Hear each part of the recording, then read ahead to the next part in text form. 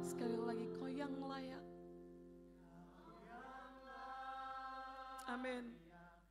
Kau yang layak, Kau yang layak disembah.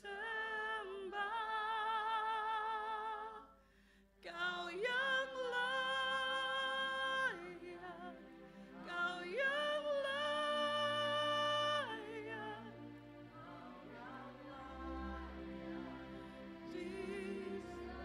Kau yang layak.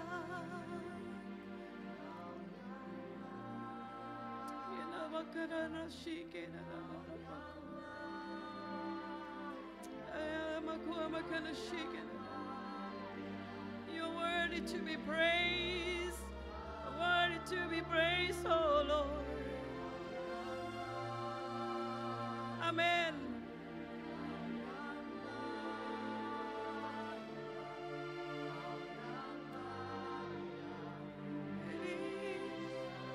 Kau yang layak, Kau yang layak.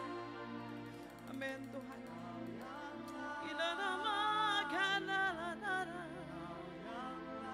Layak disembah.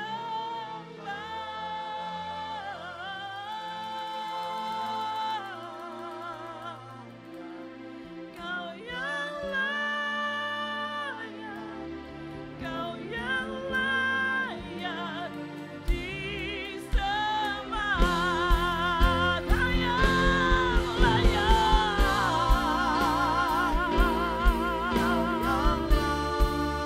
layak disembah. There is none like you, Jesus.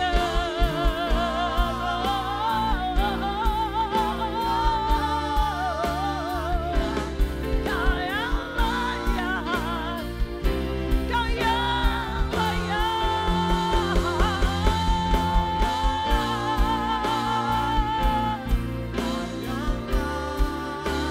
Engkau melebihi segala sesuatu, Tuhan. Engkau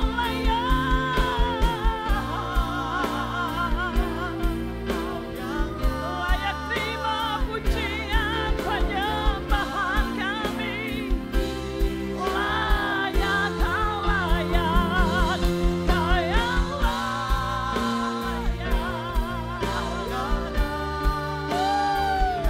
Kau yang layak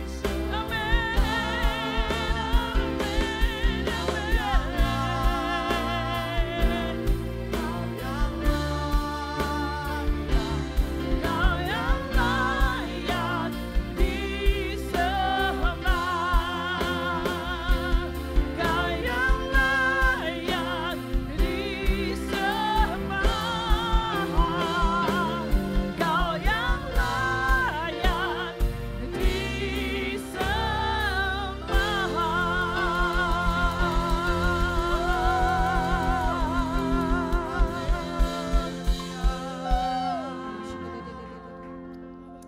Terima kasih Tuhan Yesus, sungguh Engkau Allah yang layak untuk disembah Tuhan. Tiada yang lain yang seperti Engkau Tuhan Yesus. Kami bangga menjadi umat-Mu Tuhan. Kami bangga menjadi anak-anak-Mu Tuhan. Dan kalau sebentar Tuhan, kami akan mendengarkan kebenaran firman-Mu. Mari Roh Kudus berbicara kepada kami Tuhan. Berbicara kepada setiap anak-Mu di tempat ini Tuhan. Supaya tidak ada seorang pun yang nanti pulang keadaannya sama seperti waktu mereka datang tadi Tuhan. Tapi biarlah setiap orang di tempat ini malam hari ini boleh mendapatkan kekuatan yang baru dari Tuhan. Boleh mendapatkan kelegaan dari Tuhan. Boleh diperbaharui, diperkaya, diperkuat di dalam nama Yesus. Terima kasih Tuhan. Terima kasih Tuhan. Di dalam nama Tuhan Yesus Kristus. Semua yang siap mendengarkan firman Tuhan bersama dengan saya katakan amin. Amin, amin, amin. Berikan sorak-sorai kemuliaan buat Tuhan Yesus, haleluya. Berapa banyak diberkati oleh pujian-pujian malam hari ini, boleh lambaikan tangannya ya. Luar biasa, terima kasih kepada tim Praise and Worship yang luar biasa malam hari ini. Sebelum kita mulai boleh lihat kanan kirinya dan bilang kita akan diberkati Tuhan lebih lagi hari ini, amin. Haleluya. Saudara, saya malam hari ini akan menyampaikan firman Tuhan yang berjudul The Benefits of the Word of God. Bagian yang kedua ya, karena beberapa minggu yang lalu saya sudah menyampaikan bagian yang pertamanya. Jadi kalau Anda ketinggalan gak dengar bagian yang pertamanya, silakan boleh monggo mampir di websitenya Anugerah Ministries www.anugerah.net atau di Facebooknya Anda bisa lihat siaran ulangnya ya. Nah, juga menyapa Bapak Ibu saudara-saudari sekalian yang pemirsa live dari Facebook Anugerah Ministries ya. Shalom ya. Kita sama-sama akan diberkati malam hari ini melalui kebenaran firman Tuhan. Amin. Yang excited katakan amin. Yang excited katakan amin. Haleluya, haleluya, haleluya. Nah, apa manfaatnya firman Tuhan di dalam hidup kita?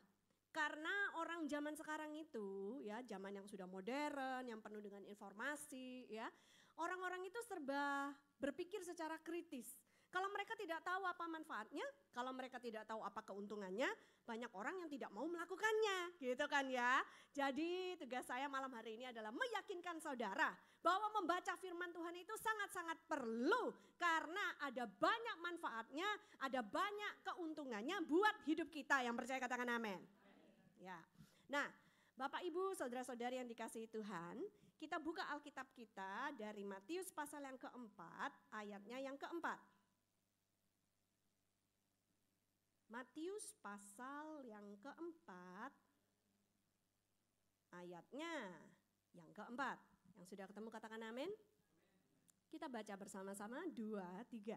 Tetapi Yesus menjawab, ada tertulis, manusia hidup bukan dari roti saja, tetapi dari setiap firman yang keluar dari mulut Allah. Berapa banyak yang percaya katakan amin. Jadi ternyata firman Tuhan itu merupakan makanan rohani buat kita. Ya, makanya Yesus berkata manusia hidup bukan dari roti saja. Nah ini kalau sama orang Indonesia kurang cocok. Lebih cocok manusia hidup bukan karena nasi saja gitu ya. Tapi dari setiap perkataan yang keluar dari mulut Tuhan. Ada amin. Perkataan yang keluar dari mulut Tuhan itulah firman-Nya Tuhan. Oleh sebab itu kita perlu makan firman Tuhan ya, supaya roh kita ini diberi makan. Berapa banyak malam hari ini yang belum makan secara jasmani, angkat tangannya yang lapar. Nah, ketahuan dari wajahnya ya kan? Ya, ada yang capek mungkin gitu ya, tadi macet perjalanan ke sini pulang kerja, belum makan jadi tidak bercahaya gitu matanya ya, berat gitu. Nah, tapi ya kami percaya di Anugerah Fellowship ini yang perlu dikasih makan terlebih dahulu adalah rohnya. Karena kalau roh kita kuat, tubuh kita juga pasti akan ikut kuat. Karena setelah kebaktian nanti juga ada makan rohaninya ya. Asik banget ini Anugerah Ministries ya. Nah Bapak Ibu sekalian, jadi kita melihat ternyata firman Tuhan itu adalah makanan rohani. Nah saya mau tanya, kalau secara jasmani kita sehari makan berapa kali? 3 kali. Kalau nggak makan 3 kali apa yang terjadi dengan Anda? Lapar. Selain lapar? Lemas. Bisa sakit, terus kurus. Oke ya. Jadi seperti itu. Nah, paralel dengan apa yang terjadi di alam jasmani, hal itu juga terjadi di alam roh. Kalau kita makan makanan rohani seminggu cuma sekali, itu kalau hari Minggu pergi ke gereja, atau ya puji Tuhan yang malam ini hadir seminggu makan 2 kali, ya, yang sekalinya lagi hari Kamis datang ke Anugerah Fellowship, ya kan? Nah, kira-kira apa yang terjadi dengan roh kita? Hah? Kalau seminggu makannya cuma 2 kali, apa yang terjadi dengan roh kita? Lapar, lemes, kurang kuat, kurus, kering. Kayak itu tadi jawabannya juga. Secara roh yang tidak kelihatan. Tapi itulah keadaan roh kita. Jadi kita harus perhatikan bukan hanya apa yang kita makan secara jasmani, tapi juga apa yang kita makan secara rohani. Ya, ada orang tuh mungkin puasa 40 hari, 40 malam gitu kan. puasa jasmani sekalian puasa rohani, enggak boleh, lemes kamu nanti ya. Nah, karena prinsipnya kalau enggak makan pasti mati nanti ya. Enggak makan secara jasmani lama-lama bisa mati secara jasmani, kalau enggak makan secara rohani lama-lama bisa mati secara rohani pula ya. Kita buka lagi satu ayat di Yohanes pasal yang ke-6 ayat 35.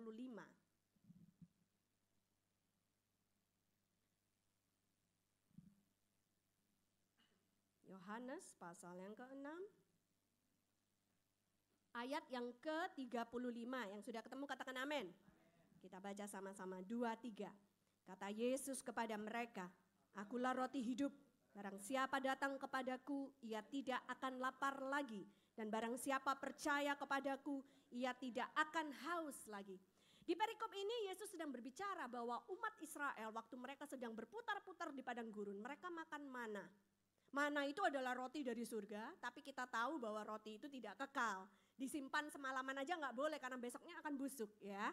Nah, dan angkatan itu semuanya yang pernah makan roti dari surga, mereka juga telah meninggal. Tetapi dikatakan oleh Tuhan Yesus, "Akulah roti yang hidup. Barang siapa datang kepadaku, ia tidak akan lapar lagi." Ya.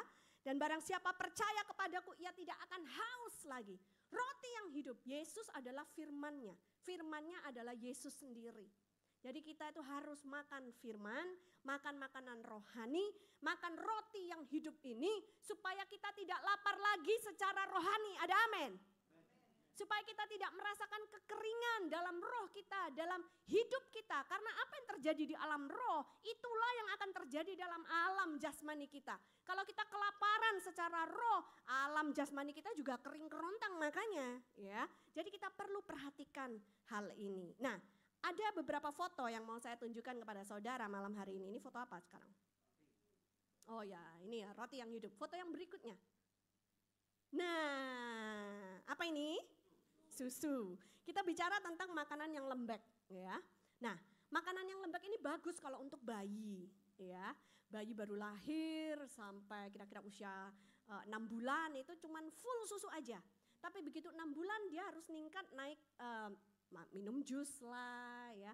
Nanti kalau udah setahun mulai belajar makanan yang lunak ya, bubur dan lain sebagainya. Tapi sembari dia terus tumbuh dewasa, maka dia mau nggak mau, gambarnya jalan nggak? Ya, ini bayi yang minum susu. Nah, kalau udah dewasa, oke makanan lembek. Berikutnya, tapi kalau sudah dewasa mau nggak mau harus milih makanan yang padat. Karena kalau makanannya tidak padat, apalagi yang cowok-cowok di sini yang badannya kekar, yang kalau hari Kamis seperti hari Rebo seperti kemarin harus syuting Good News seharian penuh, angkat-angkat barang ya kan. Coba tanya sama yang cowok-cowok itu, kalau nggak makan makanan yang padat, maka apa yang terjadi? Nah, lemes Bu, ngantuk Bu, ya nggak tahan Bu ya. Jadi perlu makanan yang padat yang memberikan kita stamina supaya kita kuat sepanjang hari. Ada amin? Ya, jadi ini perbedaannya ya antara yang makan susu dengan yang makan makanan yang padat. Dan itu ada ayatnya, kita buka 1 Petrus pasal yang kedua ayat yang kedua.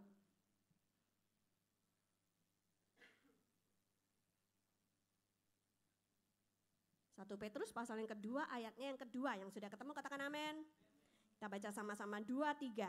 Dan jadilah sama seperti bayi yang baru lahir, yang selalu ingin akan air susu yang murni dan yang rohani, supaya olehnya kamu bertumbuh dan beroleh keselamatan.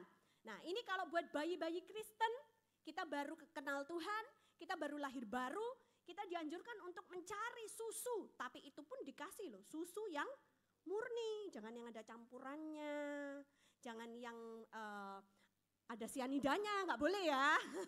Ya, jadi harus susu yang murni dan yang rohani. Kita dikasih tahu gitu ya, untuk memilih yang baik. Itu kalau masih bayi rohani, tapi bayi pun akhirnya juga harus bertumbuh gede kan, seperti yang tadi saya tunjukkan gambarnya. Maka kita harus mulai belajar untuk makan solid food, makanan yang padat. Kita buka Ibrani pasal yang kelima, ayat 12 sampai 14. Ibrani pasal yang kelima, ayat 12 sampai 14. Yang sudah ketemu katakan amin. Baca sama-sama 2-3. Sebab sekalipun kamu ditinjau dari sudut waktu, sudah seharusnya menjadi pengajar, kamu masih perlu lagi diajarkan asas-asas pokok dari penyataan Allah, dan kamu masih memerlukan susu, bukan makanan keras. Sebab barang siapa masih memerlukan susu, ia tidak memahami ajaran tentang kebenaran, sebab ia adalah anak kecil. Tetapi makanan keras adalah untuk orang-orang dewasa yang karena mempunyai panca indera yang terlatih untuk membedakan yang baik daripada yang jahat. Nah, oleh sebab itu terserah dari Anda malam hari ini. Ingin menjadi bayi rohani terus, bayi Kristen terus sepanjang hidup Anda, atau Anda mau meningkat menjadi orang-orang Kristen yang dewasa. Nah, kalau mau menjadi orang-orang Kristen yang dewasa, harus mau berani makan makanan yang keras. Ada amin? Ya, solid food. Nah, tapi terus ada jenis makanan yang berikutnya. Jenis makanan yang berikutnya, gambarnya bisa Anda lihat di sana. Ini adalah makanan-makanan yang terlalu enak. Berarti kamu suka ya. Ya, saya juga suka dessert gitu ya. Makanan yang terlalu manis, banyak gula-gulanya ya. Boleh tunjukin foto berikutnya? Nah, tuh, siapa doyan tuh ya? Wah, doyan banget. Banyak ya, warna-warni lagi, bukan cuma full dengan gula, tapi juga full dengan pewarna. Wah. Ya, nah Bapak Ibu sekalian, apa yang terjadi seandainya ada seorang anak cuma milih makanan-makanan yang seperti ini nih? Apa yang akan terjadi? Dia akan menjadi tidak sehat. Kebanyakan gula bisa menyebabkan diabetes, ya kan? Kebanyakan gula bisa menyebabkan obesitas, ya kan? Itu semua nggak baik untuk kesehatan tubuhnya, ya. Ya, ini sedikit pelajaran biologi hari ini ya. Nah, ternyata dalam dunia rohani juga ada makanan-makanan yang terlalu manis, ya, yang mengandung gula-gula. Ini terjadi kalau kita pilih-pilih ayat. Ya, ada orang loh nggak mau denger ayat yang nggak bagus buat dia.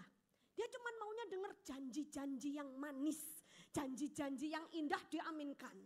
Ya, tapi kalau ada ayat yang berkata misalnya, di dunia ini engkau akan mengalami penganiayaan dalam nama Yesus, tolak dalam nama Yesus gitu kan ya.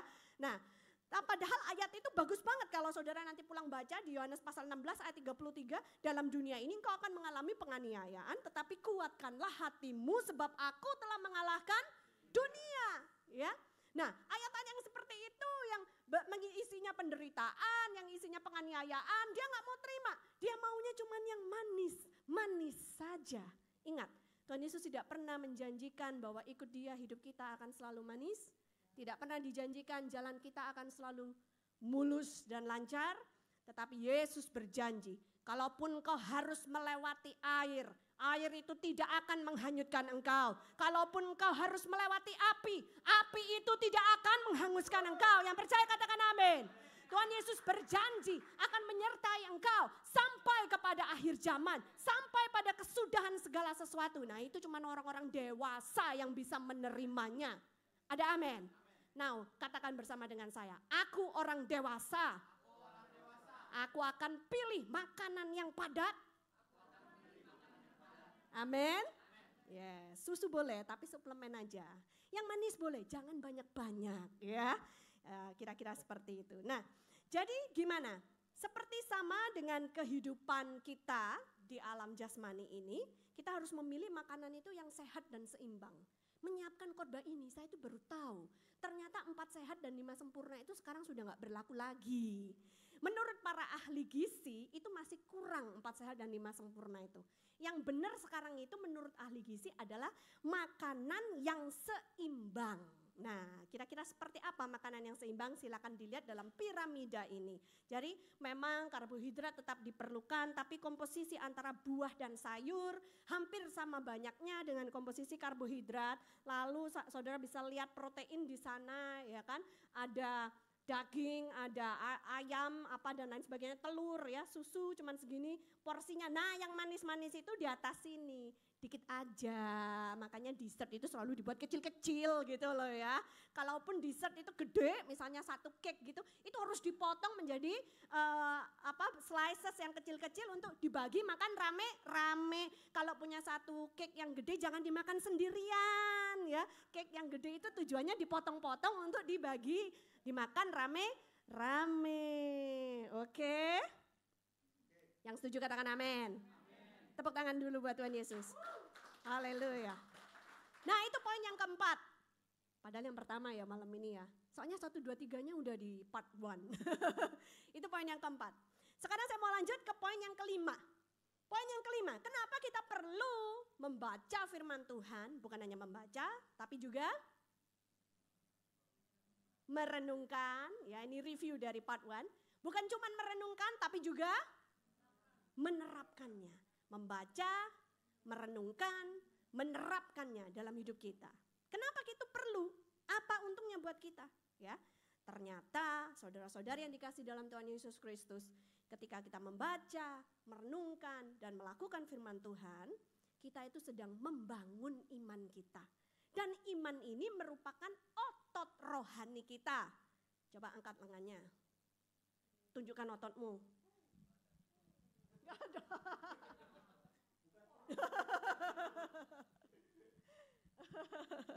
Ya. Oh, bukan otot di perut, maaf. Otot di sini. Oke, kita buka dulu firman Tuhan, Roma pasal yang ke-10 ayat 17. Roma pasal yang ke-10 ayatnya yang ke-17. Yang sudah ketemu katakan amin. Kita baca sama-sama 2, 3.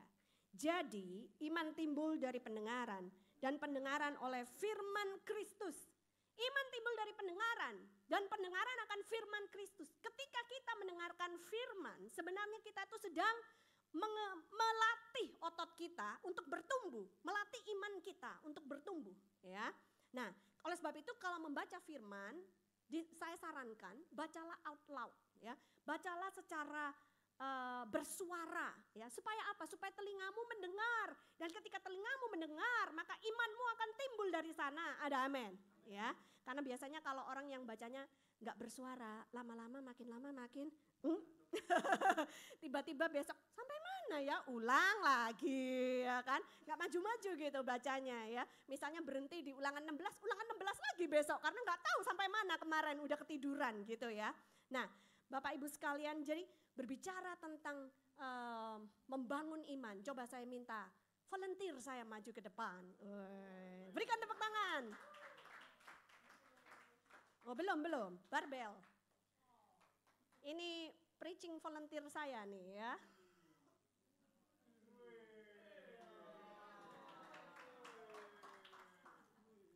Ya. Ketika kamu melatih otot rohanimu, ya, inilah yang dilakukan. Coba angkat. 4, 5 doang, 6, 7, 8, 9, 10. Nah, ketika Anda melatih otot rohanimu, maka engkau akan menjadi orang yang kuat. Ada amin. Orang yang berotot. Ada amin, ya. Nah, misalnya gini, membawa barbel, ya. Dia bukan cuma menghilangkan lemak, tapi dia juga sedang membentuk ototnya. Lagi duduk.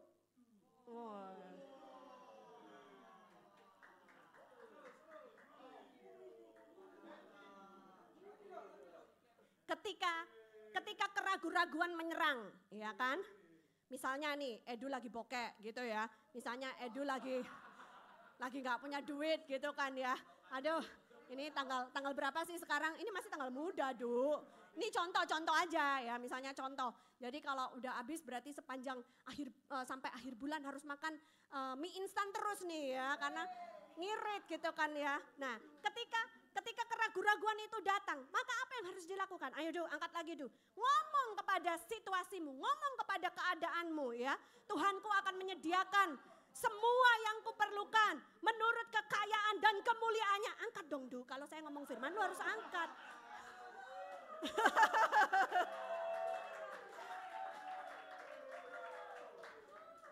Kalau dia sedang merasa lemah misalnya gitu ya, katakanlah dia sedang merasa letih atau lelah gitu, maka yang harus dia lakukan adalah mengaku mengucapkan firman Tuhan dan berkata, datanglah kepadaku engkau yang letih lesu. Aduh, kalau aku ngomong firman kamu harus latih. Datanglah engkau yang letih lemah lesu kepadaku, karena aku akan memberikan kelegaan kepadamu. Capek ya, Du? Udah, Du, terima kasih, Du. Oh, lagi?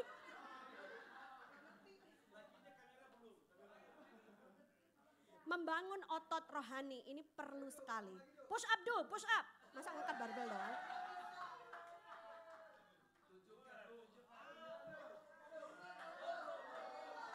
Ketika Edu ragu-ragu, ada nggak ya jodoh yang disediakan Tuhan bagiku?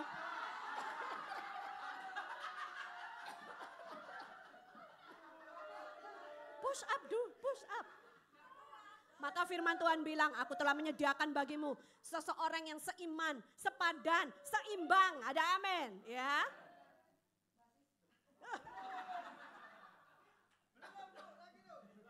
Oke, berikan tepuk tangan buat Edu. Terima kasih, Edu.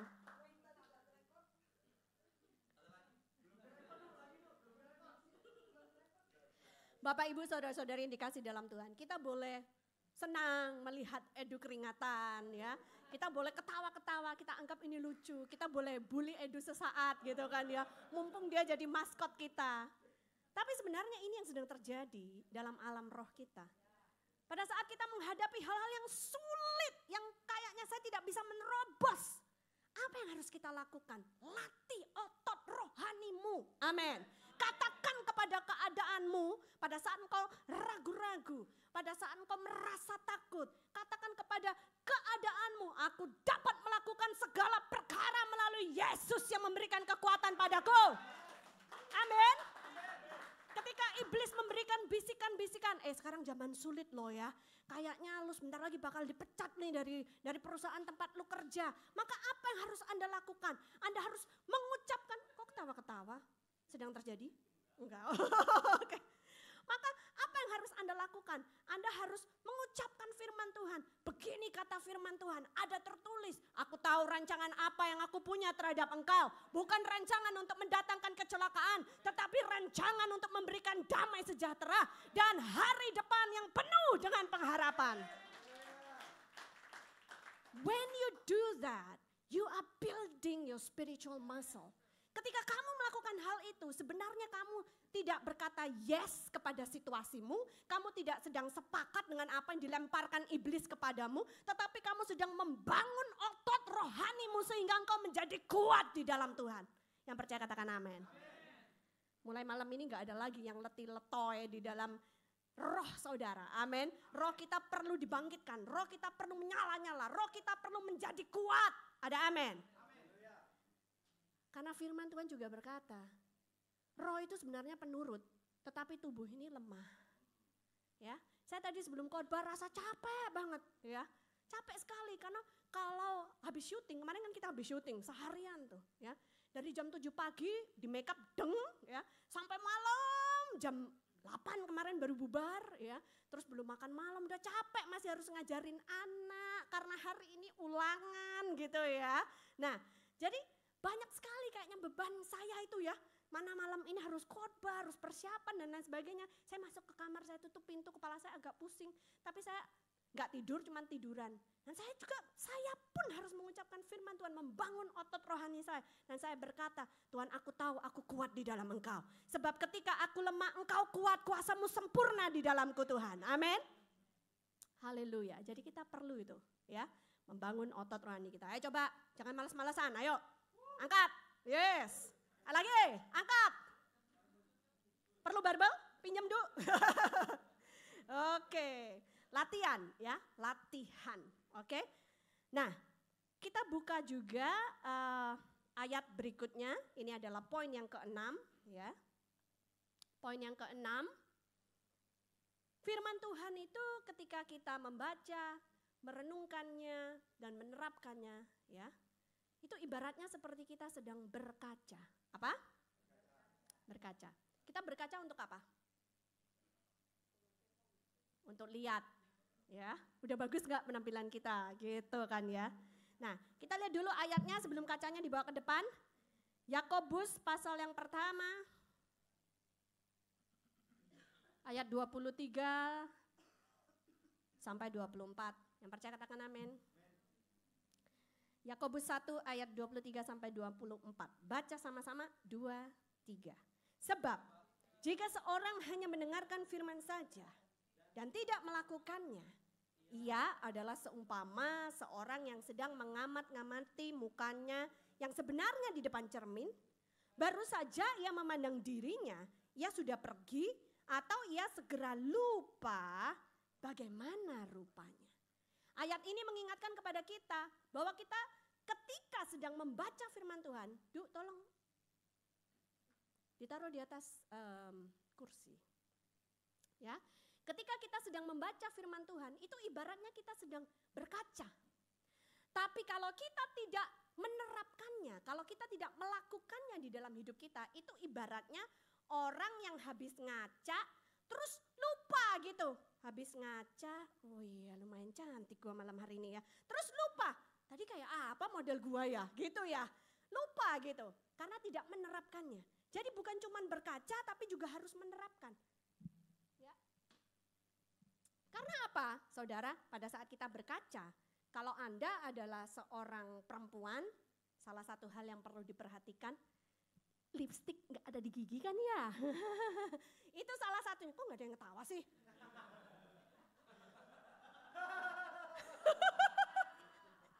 Salah satu fungsi kaca ya adalah untuk melihat apakah sudah bagus penampilannya. Tapi kalau Anda adalah laki-laki, ya kan, kenapa kalau di toilet itu selalu dikasih kaca yang gede gitu kan ya.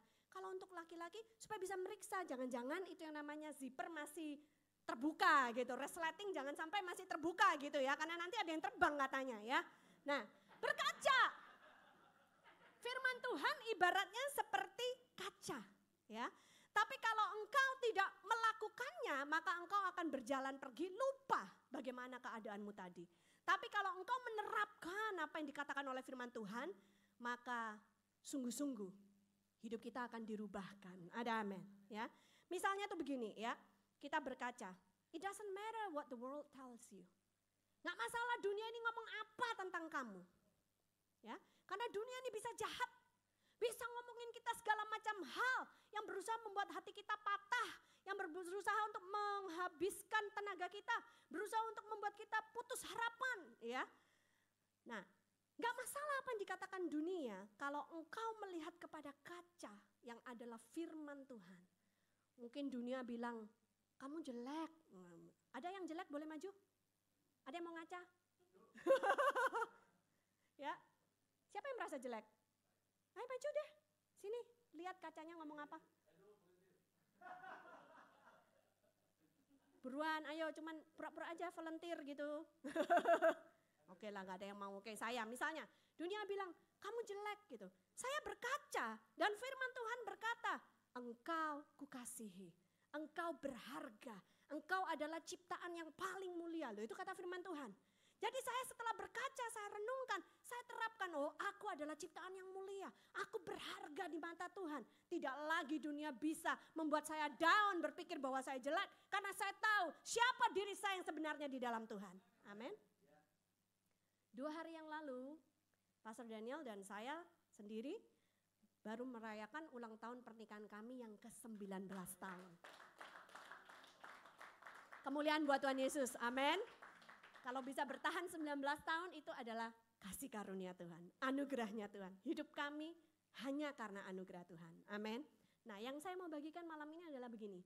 Dulu waktu saya bertumbuh remaja, saya sering mendengar olokan ya, judgment, penilaian dari orang ya. Bagaimana orang menghakimi saya dan berkata, Debbie itu ya besok gede, kalau menikah gak mungkin punya keluarga yang bahagia. Kenapa orang bilang gitu? Karena saya berasal dari keluarga yang broken home.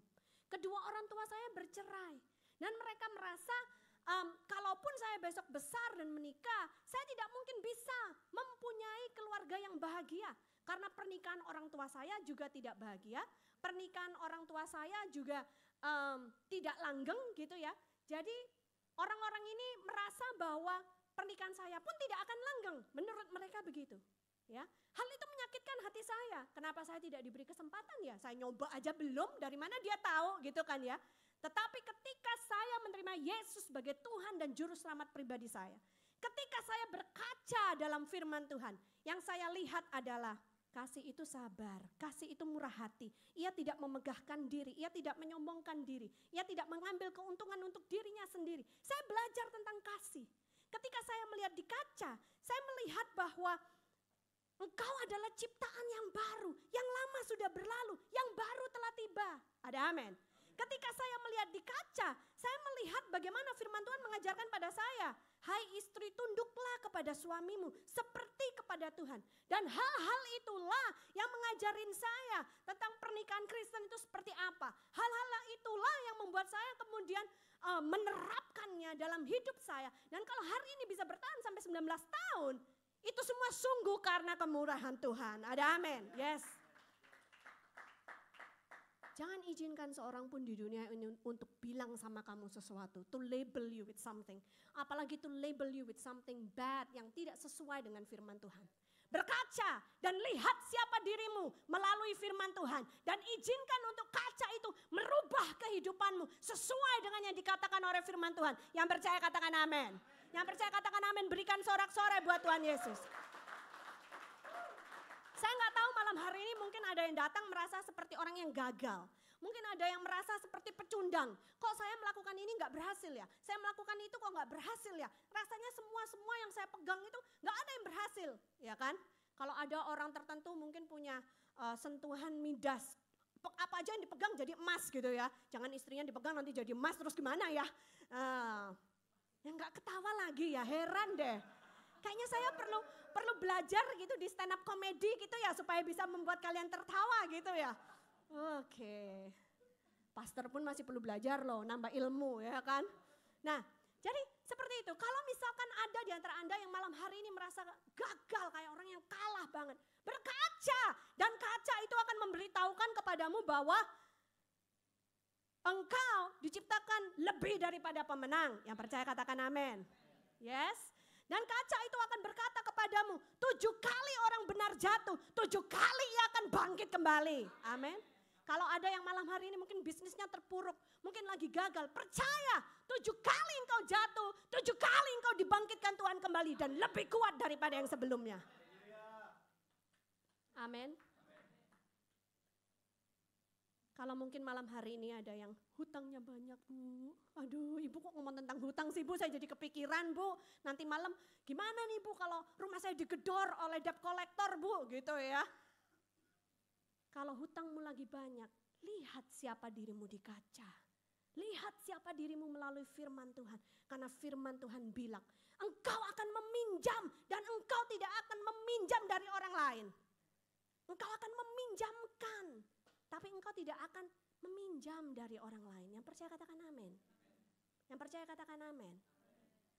Kalau engkau sedang menanti-nantikan mujizat dari Tuhan. Saya nggak tahu apa itu mujizat yang engkau sedang nanti-nantikan. Mungkin doa yang sudah kau doakan selama belasan tahun lamanya. Tapi seakan-akan belum dijawab oleh Tuhan. Ya. Kalau engkau sedang menanti-nantikan jawaban doamu. Sesuatu yang kelihatan mustahil. Engkau lihat di kaca dan kaca berkata, tidak ada yang mustahil buat Tuhan. Dan tidak ada yang mustahil buat orang yang percaya kepadanya. Amin. Izinkan kaca, firman Tuhan merubah kehidupanmu.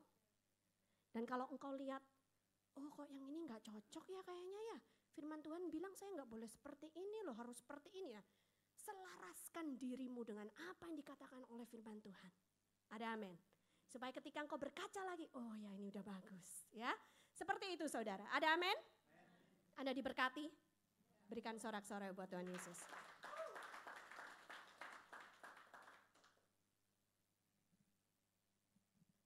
Saudara sekalian, hasilnya apa? Kalau kita sudah membaca firman Tuhan dan kita sudah merenungkannya dan kita sudah menerapkannya dalam hidup kita, hasilnya apa? Hasilnya kita itu akan menjadi orang-orang yang kuat. Dan kita itu akan menjadi orang-orang yang siap untuk ikut perlombaan atau pertarungan apapun juga. Karena firman Tuhan mengatakan pada kita, kita ini ibaratnya seperti atlet Maka kalau kita adalah atlet, berlari, selesaikan pertandinganmu. Ada amin? Ya. Dan kalau kita adalah atlet, make sure bahwa kamu akan aim well. Make sure bahwa dikatakan juga dalam firman Tuhan kalau kita ibaratnya seperti petinju, jangan sampai kita tuh nggak punya sasaran yang tepat. Jangan sampai kita ini cuma memukuli udara. Ada amin? Nah, untuk bisa menjadi atlet atau petinju yang seperti itu, kita perlu firman Tuhan. Kita perlu bukan cuma membacanya, tapi juga merenungkannya dan menerapkannya dalam hidup kita. Ada amin. Yang berikutnya kalau firman Tuhan bilang ibaratnya kita ini seperti tentara, engkau akan siap untuk bertarung dan memenangkan pertarungan itu. Yang percaya katakan amin. Amin. Haleluya. Anda diberkati malam hari ini? Bila ya, berikan sorak-sorai kemuliaan buat Tuhan Yesus. Haleluya. Kita tundukkan kepala, kita berdoa. Terima kasih Tuhan untuk firman-Mu malam hari ini. Tuhan, biarlah firman yang sudah disampaikan ini tidak akan pernah kembali dengan sia-sia. Hamba selesai berbicara, tetapi biarlah Roh Kudus yang terus berbicara dalam kehidupan umat-Mu Tuhan. Mengingatkan mereka, menegur mereka, membangun mereka Tuhan, membangkitkan mereka. Hari lepas hari Tuhan. Kami rindu Tuhan, menjadi orang-orang Kristen yang dewasa. Menjadi orang-orang Kristen yang tahu kehendak-Mu dan melakukan kehendak-Mu Bapa. Kami rindu Tuhan, menjadi orang-orang Kristen yang serupa dengan Engkau Kristus. Beracara di dalam kehidupan kami Roh Kudus. Ubah kami Tuhan. Apa yang belum selaras dengan firman-Mu, ubah kami Tuhan. Latih kami Tuhan. Biarlah kami menjadi kuat di dalam roh kami Tuhan. Biarlah roh kami menyala-nyala untuk melayani Engkau Tuhan. Terima kasih Tuhan Yesus. Terima kasih Tuhan Yesus. Saya undang saudara bangkit berdiri. Tahun 2017 ini lebih dari sebelumnya. Kita perlu lagi membaca, merenungkan, menerapkan firman Tuhan lebih dari sebelumnya. Kalau engkau mau membuat resolusi yang baru di tahun yang baru ini, berjanji pada Tuhan, Tuhan I will do that. Aku mau Tuhan tahun 2017 ini menjadi tahun yang luar biasa karena aku melewatinya bersama dengan Engkau Tuhan. Aku mau Tuhan menjadi orang yang menanti-nantikan Tuhan, yang akan dibawa Tuhan terbang tinggi bagaikan Raja Wali, yang akan berlari dan tidak lesu, yang akan berjalan dan tidak menjadi lelah. Angkat tangan saudara kalau saudara mau. Yes Lord, yes Lord, yes Lord. Kau melihat setiap isi hati kami Tuhan. Mari Tuhan, mari. Pada saat kami membuat komitmen kami yang baru Tuhan di tahun ini, Tuhan bekerja, Tuhan berkarya, lebih lagi Tuhan. Biarlah firman-Mu itu menjadi hidup dalam hidup kami Tuhan. Menjadi rema dalam hidup kami Tuhan. Terima kasih Tuhan Yesus. Terima kasih Tuhan Yesus. Terima kasih Tuhan Yesus. Terima kasih Tuhan Yesus. Kami percaya Tuhan, setiap kami diubahkan hidupnya. Pulang dari tempat ini, kami berubah di dalam nama Yesus. Kami percaya hidup kami berkemenangan seperti yang dikatakan oleh firman Tuhan. Di dalam nama Tuhan Yesus Kristus, yang percaya hidupmu berkemenangan bersama dengan saya, katakan amin, amin, amin, haleluya. Silakan duduk. Wow, awesome. Saudara diberkati oleh Tuhan. Coba lihat kiri kanannya, katakan saya diberkati oleh Tuhan. Amin. Bapak Ibu sekalian, kita tahu bahwa kalau Anda adalah orang-orang yang aware akan kesehatan, saudara sekalian, tahukah Anda apa yang Anda makan akan menentukan bagaimana kondisi tubuh saudara? Ada amin? Ya, jadi pada waktu Anda makan makanan yang sehat secara rohani, saya percaya Anda pun akan bertumbuh. Bapak Ibu sekalian, tidak ada istilahnya nggak mungkin saudara makan makanan yang baik dan benar, tiba-tiba saudara akan menjadi orang yang tidak sehat. Ada amin? Ya. Sekali lagi, berapa banyak yang diberkati oleh Tuhan? Amin. Ya, mengucapkan selamat datang kepada Anda yang baru pertama kali datang. Ada enggak yang baru pertama kali datang tempat ini? Wow, puji Tuhan ya. Yang baru pertama kali datang, selamat datang di Anugerah Fellowship. Dan kepada Anda yang menyaksikan acara ini, Bapak Ibu sekalian ya, Anugerah Fellowship melalui Facebook di Facebook Anugerah Ministries, kami mengundang Anda untuk datang di tempat ini setiap hari Kamis jam 6 sore, saudara Bapak Ibu sekalian ya. Dan kami bertempat di Belesa Shopping Arcade di Permata Hijau, Jakarta Selatan. Saudara sekalian, ada satu kesaksian. Ada 2 orang hamba Tuhan, suami istri saudara sekalian yang datang dari jauh. Dari mana saudara sekalian ya? Dari Pontianak, saudara. Masuk lagi 4 jam naik mobil dari suatu daerah yang bernama Ngabang, ya, dari suatu tempat yang bernama Dengoan di kota Ngabang, Bapak Ibu sekalian. Hamba Tuhan ini adalah hamba Tuhan yang luar biasa. Gerejanya sudah kami makeover dalam proyek Church Makeover yang ke-34. Kita berikan dulu kemuliaan bagi Tuhan, saudara sekalian ya. Dan beliau akan memberikan suatu kesaksian yang luar biasa, Bapak Ibu sekalian. Oleh karena itu tanpa menunda waktu lagi, kami mengundang Bapak Ibu sekalian, hamba Tuhan yaitu Pendeta Seringo Parluhutan bersama dengan istrinya Ibu Lina. Silakan maju ke depan. Kita berikan kemuliaan yang paling meriah buat Tuhan. Haleluya. Silakan Pak.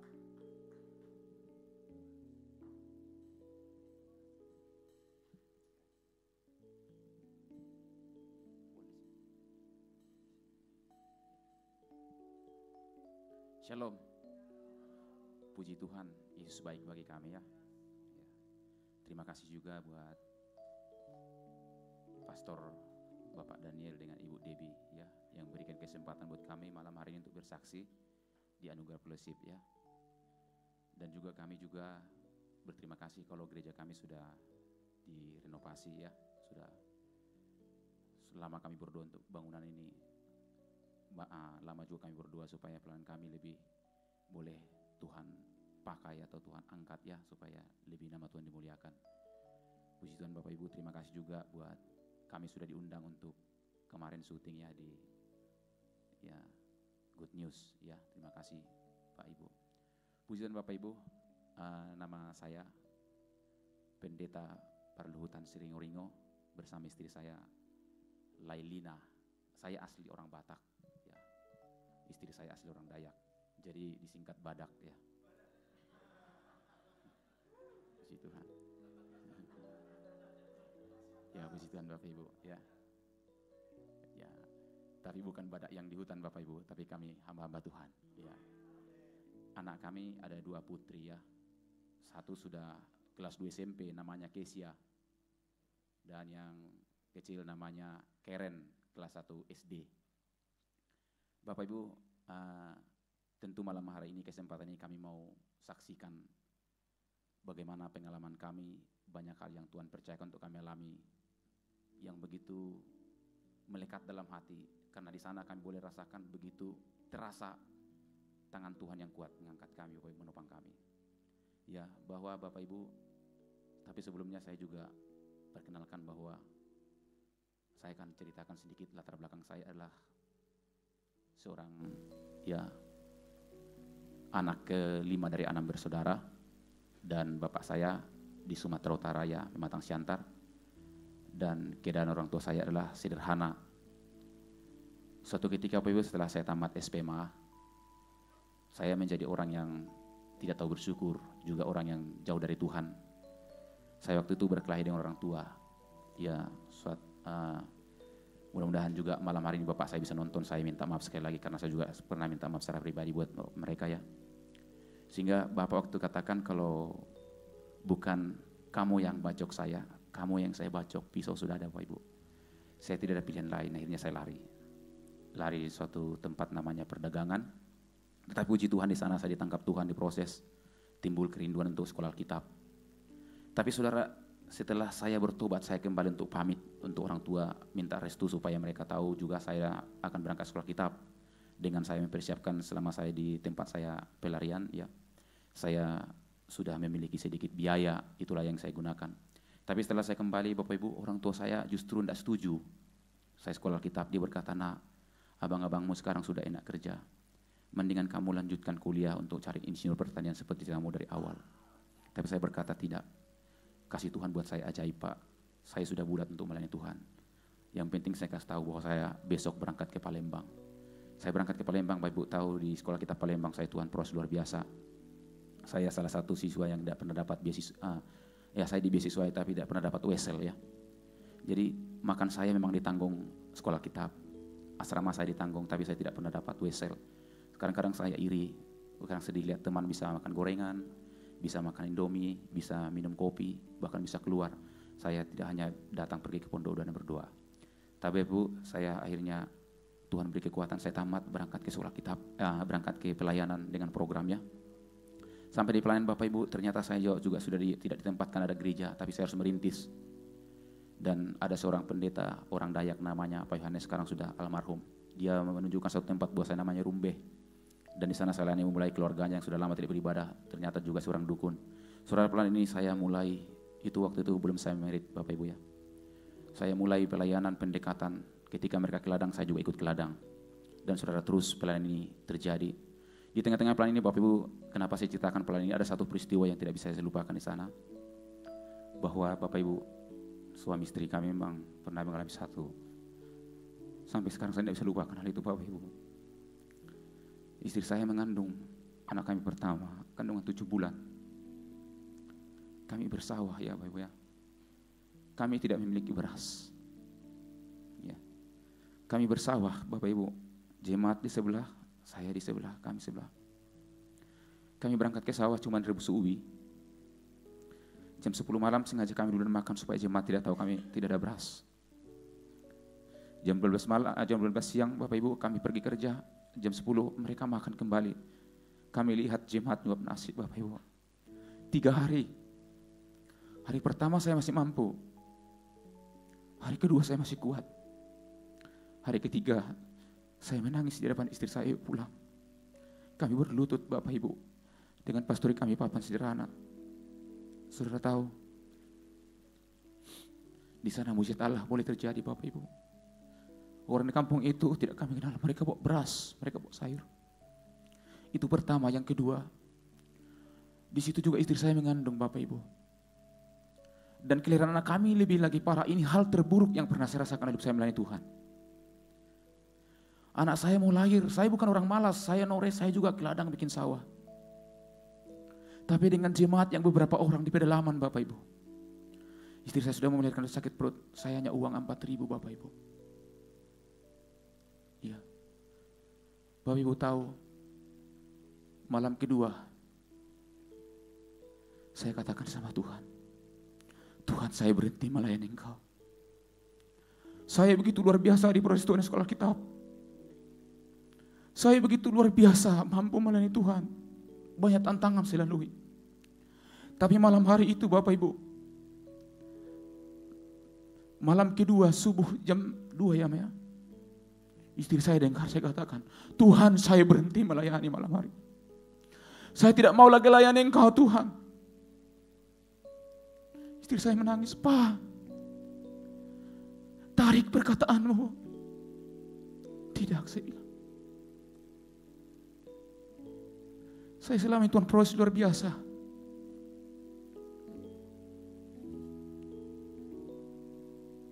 Saudara, saya tidak bisa berbuat apa-apa. Kepada orang tua saya tidak bisa berharap. Kepada keluarga di Kalimantan juga saya tidak ada berharap. Bahkan jemaat hanya berapa orang. Saya langsung berlutut saudara. Berlutut dua malam untuk berdoa buat saya juga tidak lahir-lahir. Uang cuma 4.000. Tadi saya katakan, Tuhan saya berhenti melayani. Istri saya berkata, Pak, tarik perkataanmu. Istri saya adalah seorang hamba Tuhan yang kuat. Itulah bersyukurnya Tuhan menempatkan bagi saya istri yang luar biasa di tengah-tengah pelayanan. Istri saya nasihati saya. Lebih bagus saya mati Pak. Jangan kita menyangkal Tuhan. Kembali kami berpelukan berdoa Bapak Ibu. Saya menangis saudara. Akhirnya apa yang terjadi Bapak Ibu? Orang pada datang. Tawarkan motor panggil bidan Bapak Ibu. Akhirnya saya diberikan motor panggil bidan jauh ke kecamatan. Saya tiba. Saya sampai di pastori yang papan sederhana. Saya dengar anak saya sudah menangis. Dan Bapak Ibu tahu. Saya tidak pernah mengemis sama siapapun. Tapi tidak sedikit pun biaya saya kurang. Segala perlengkapan bayi tidak sedikit pun kurang. Dan pada 2006 dari plan itu kami pindah karena pendidikan anak-anak saya sudah mau sekolah. Akhirnya pindah ke plan sekarang. Bapak Ibu di sana juga proses Tuhan luar biasa. Untuk supaya kami bisa bertahan di pelayanan. Saya pernah aspal, goreng aspal. Saya juga pernah nukang. Sehingga sekarang juga Pak Aldres, percayakan saya tukang di Anugerah, ministry ada, termasuk di gereja kami ada beberapa gereja. Saya juga pernah kerja perabot. Sampai Bapak Ibu, saya juga pernah bawa minyak ke lokasi pertambangan liar yang tanpa izin. Saudara, saya diproses Tuhan karena pelayanan kami itu setelah beberapa bulan baru ada sekolah minggu. Dan saudara, dari saya ngojek, saya bisa beli keyboard, kami bisa beli keyboard, kami bisa pasang listrik. Dan kami dapat dana dari Nafiri Allah waktu itu. Akhirnya kami bangun gereja 6x12. Saudara tahu dengan dana yang terbatas sehingga kami dapat kayu dengan karena uang sedikit. Kami diberikan kayu yang kami kira itu sudah kelas bagus, tapi mirip Bapak Ibu. Ternyata setelah kami kerjakan, gereja nampak gagah tetapi kropos. Kembali lagi saya berdoa kepada Tuhan. Dan saudara, saya menonton Good News, ada menyaksikan Pastor Bapak Daniel dengan Ibu Debbie. Akhirnya saya menyurat. Setelah habis ibadah, saya menyurat, saya kirim. Setelah itu ada telepon bahwa Pak Aldres telepon saya, kami sudah di pasar. Bapak di mana? Saya sudah nunggu Pak di belakang kantor Bapeda. Apakah saya jemput? Tidak usah, kata Bapak Aldres waktu itu. Dan terus saudara, setelah disurvei, lama juga kami menunggu. Dan setelah datang kembali, dibangun 2 gereja. Saya dipercayakan Pak Aldres nukang, tapi gereja kami juga belum dibangun. Dipercayakan lagi 2. Saya juga nukang, tapi gereja kita juga belum dibangun. Orang banyak olok saya, Bapak Ibu hina saya. Kenapa sih gereja Bapak, gereja orang kamu kerjakan, gerejamu tidak apa-apa, tidak dikerja-kerjakan. Tapi saya dengan istri selalu berkata, Tuhan pasti tolong. Dan terakhir Bapak Ibu, 2 gereja yang keempat itu, yang terakhir itu, waktu saya kerjakan pas juga Pak Pastor Pak Daniel juga mau datang meresmikan, Pak Aldres belum kasih tahu bahwa gereja kami juga akan peletakan batu. Tidak ada sama sekali. Dan saya kira waktu itu juga kita juga akan belum dibangun-bangun. Padahal kami sudah berdoa. Saudara tahu seminggu saya harus kerja di gereja jauh dari pelayanan kami sekarang. Siang saya kerja, malam jam 8 baru berhenti ngejar target, seminggu dikasih waktu. Malamnya saya baca renungan harian. Bahwa di sana ada satu pemuda di atas rumah sedang kebakaran. Ayahnya sedang dibawa, dia berkata, nak lompat, tapi anaknya berkata, saya tidak lihat bapak karena begitu banyak embun. Tapi bapaknya bilang, saya lihat kamu. Dan saya menangis waktu itu, Tuhan, Engkau lihat saya. Tuhan, aku tidak lihat Tuhan, tapi Tuhan lihat saya. Ini Bapak Ibu, setelah saya berdoa begitu, jam 9 malam, datang jemaat ke tempat saya kerja, 1 minggu lihat hutan-hutan itu jalan lumpur. Saya terkejut, saya kira lagi ada jemaat yang mengalami peristiwa buruk, apakah dipanggil Tuhan atau gimana. Tapi setelah datang, saya bilang, ada apa? Duduk dulu. Karena kebetulan waktu kami baru pas makan jam 8 malam. Ada apa Pak? Saya bilang sama jemaat. Ini ada telepon dari Pak Aldres. Besok kita lakukan peletakan batu. Bapak Ibu, saya berkata, Tuhan, luar biasa. Malam itu jam 11 kami balik ke pelayanan, siapkan untuk peletakan batu untuk besoknya. Dan Bapak Ibu kasih dalam Tuhan, sebenarnya banyak sekali saudara yang kami alami, tapi karena waktu. Tapi Bapak Ibu, yang satu hal, bahwa Tuhan tidak pernah tinggalkan kita. Kami di pelayanan suami istri, apapun yang kami alami, kami tidak pernah lari kepada manusia. Sampai hari ini, bapak saya, abang saya, mudah-mudahan mereka nonton. Saya tidak pernah mengeluh satu kata pun, karena dulu mereka katakan pendeta tidak punya uang. Dan saudara, malah kakak saya, abang saya, mereka memiliki satu persoalan, satu telepon saya. Dan ini ada istri. Karena tidak pun, bahkan di pelayanan pun tidak seorang pun yang mengejek saya atau menganggap saya remeh. Karena situasi apapun saudara kami tidak pernah permalukan Tuhan. Tapi kami selalu katakan Tuhan baik dan kami tak berdoa. Jalan satu-satunya kami selalu datang berdoa. Jadi Bapak Ibu, apapun pergumulanmu, Tuhan pasti sanggup tolong kita. Saudara, kita mungkin secara jasmani kita tidak bisa lihat Tuhan, tapi Tuhan selalu lihat saya dan saudara. Terima kasih buat Bapak Pastor Daniel dan Ibu Debbie, Ketua Yayasan Anugerah Ministries yang memberikan kesempatan buat saya malam hari. Dan kesaksian saya semoga memberkati Bapak Ibu semua, juga yang boleh menyaksikan acara ini. Tuhan Yesus memberkati, puji Tuhan. Haleluya, saudara diberkati oleh kesaksiannya. Amin.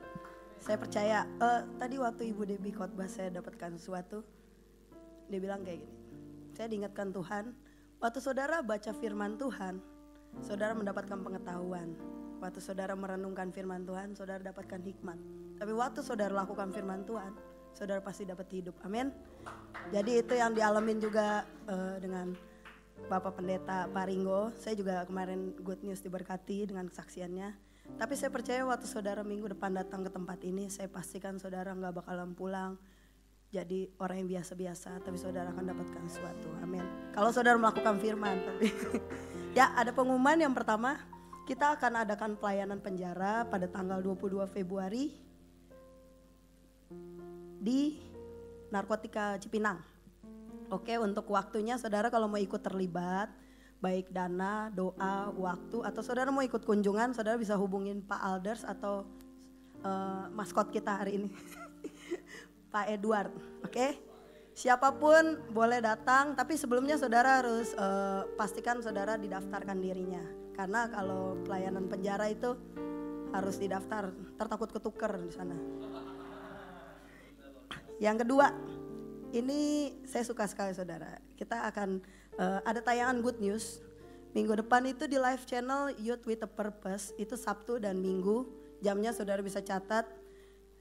Narasumber ini dia diundang di Kick Andy, Hitam Putih dan lain-lain. Dia pelayanan sama dengan kita. Dan saudara pasti diberkati. Waktu saudara nonton good news program. Yang berikutnya di Youth Channel. Saudara bisa catat juga di Youth Channel. Di Youth Channel ini menang menghadapi badai kehidupan. Ini khusus Valentine saudara, suami istri narasumbernya. Menang menghadapi badai kehidupan. Saudara yang punya suami, punya anak-anak, pastikan nonton good news minggu ini. Amin. Nanti kalau ada kritik atau saran bisa hubungi Bu Debbie aja, jangan saya. Ya itu tanggalnya ya, saudara bisa catat di Youth Channel. Yang berikutnya, yang terakhir ini pengumuman untuk minggu depan. Pastikan saudara tetap hadir juga. Kita akan dilayani oleh Pak Pendeta Samiton Pangela. Ini juga narasumber good news sebelumnya. Saya ada tema khusus Bu? Enggak. Tapi saya pastikan saudara akan pulang dari tempat ini dengan kehidupan yang baru. Amin.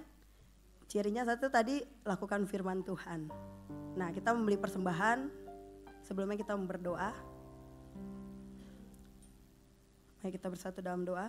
Tuhan, terima kasih buat firman-Mu Tuhan. Ini saatnya kami mengembalikan. Kami tahu Tuhan, mungkin ini belum yang terbaik dari hidup kami, tapi ini hasil kerja kami Tuhan. Kami mau kembalikan Tuhan demi kemuliaan nama-Mu. Biar setiap persembahan yang kami taburkan Tuhan di tempat ini Tuhan, berbuah Tuhan dalam kehidupan kami, juga berguna buat orang-orang di sekeliling kami. Terima kasih Bapa buat kesempatan kami dapat memberi sekali lagi Tuhan. Kami berdoa dan mengucap syukur Tuhan. Haleluya. Amin. Saudara boleh siapkan persembahan saudara. Kita mau nyanyikan lagu.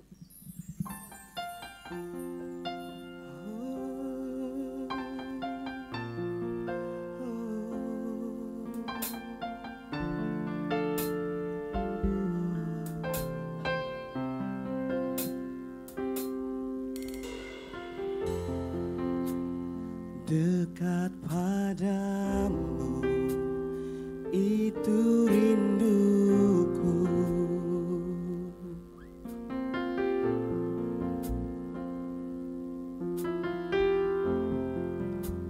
setiap kataku kau pun menunggu.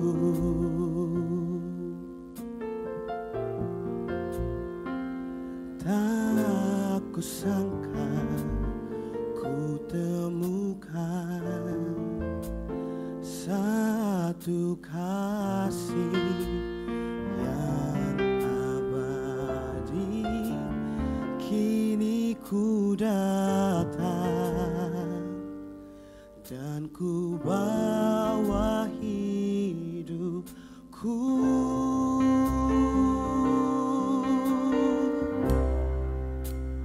Memandang wajahmu, mengikuti kebaikanmu, mengejar hadirmu dalam hidupku.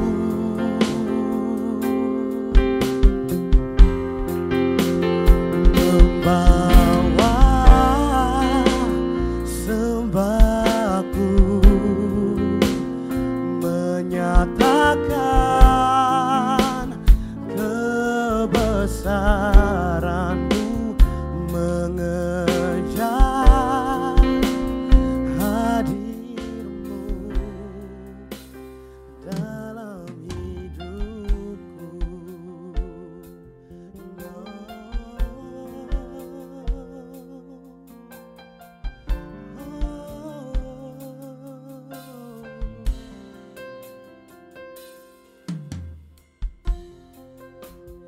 Dekat padamu, itu rinduku.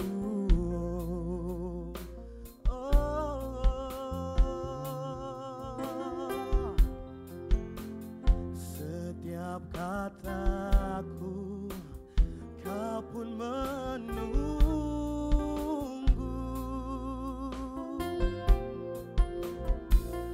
Tak kusangka ku temukan satu kasih yang abadi. Kini ku datang dan ku bawa hidupku. Oh, memandang wajahmu, mengikuti kebaikanmu, mengejar hadirmu dalam hidupku.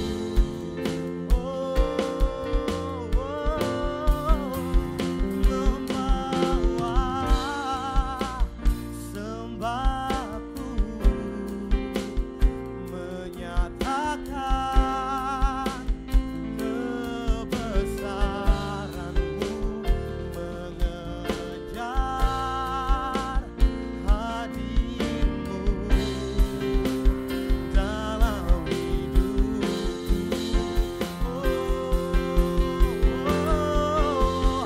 Memandang wajahmu, mengikuti kebaikanmu, mengejar hadir-Mu dalam hidupku.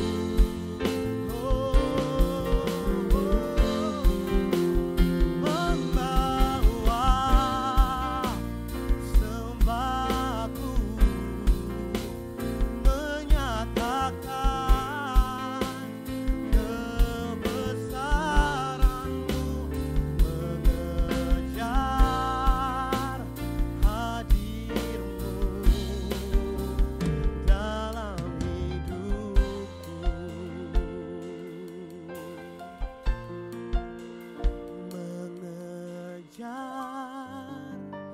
hadir-Mu dalam hidupku.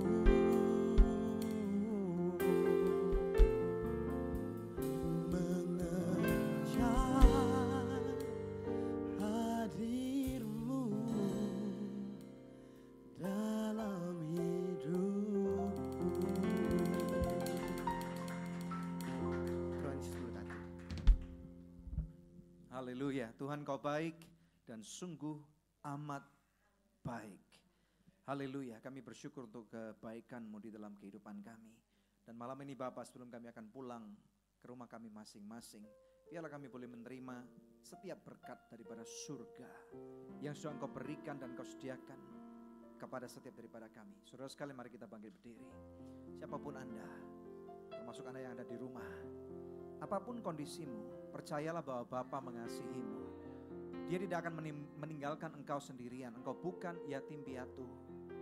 Dia ada di pihakmu, dan firman Tuhan mengatakan bahwa pada waktu Dia ada di pihakmu, siapakah lawan-lawanmu. Dan saya berdoa biarlah hikmat Tuhan menyertai saudara, akan membawa engkau naik dan tidak turun, membuat engkau menjadi kepala dan bukan menjadi ekor, membuat engkau berdampak karena engkau adalah perwakilan kerajaan surga yang ada di dunia. Dan biarlah terangmu bercahaya semakin terang, dan biarlah hidupmu penuh dengan buah-buah kemuliaan Tuhan, dan buah-buah itu akan mempermuliakan nama Bapamu di surga. Dan biarlah firman yang kau terima adalah benih yang terbaik yang ditanam di dalam kehidupan saudara. Dan hidupmu adalah tanah yang gembur, dan daripada tanah itu akan keluar adanya kehidupan, adanya aliran sungai, dan orang-orang yang terkoneksi kepada kehidupan saudara. Mereka akan diberkati dengan cara yang luar biasa, dan engkau akan menjadi berkat. Engkau tidak akan menjadi masalah, engkau akan menjadi berkat. Engkau tidak akan menjadi kutuk, malah engkau akan memberkati orang-orang itu. Haleluya. Dan keluargamu, haleluya, keluargamu, suamimu, istrimu, anak-anakmu, haleluya, akan menjadi perbincangan yang menarik di pintu-pintu gerbang kota. Haleluya. Engkau tidak akan mempermalukan nama Tuhan. Haleluya. Aku deklarasikan kebaikan di dalam nama Bapa, melalui putranya yang tunggal, yaitu Kristus Yesus, dan urapan kuat kuasa Roh Kudus yang akan mematahkan setiap kuk dan belenggu dalam kehidupan saudara. Sehingga apapun yang engkau kerjakan, Tuhan akan membuat engkau menjadi orang-orang yang berhasil. I release the anointing and the blessing in the name of the Lord Jesus Christ. Terima saudara, terima. Selesaikan minggu ini dengan luar biasa. Haleluya. Dan minggu depan datang kembali ke tempat ini. Terimalah berkat-berkat ini yang terbaik. Dan Bapa, kami akan makan malam. Engkau berkati makan malam kami. Engkau berkati fellowship pertemanan kami. Dan biarlah daripada fellowship ini kami boleh Tuhan menjadi kemuliaan dan bersinar terang, mewakili kerajaan di dalam nama Tuhan Yesus Kristus. Mari saudara, engkau yang diberkati oleh Tuhan, bersama dengan saya katakan amin. Haleluya. Tuhan Yesus memberkati. Selamat malam. Haleluya. Saudara yang ada di sini boleh makan malam. Saudara tentunya boleh makan di sini, dan kalau mungkin saudara merasa terlalu malam,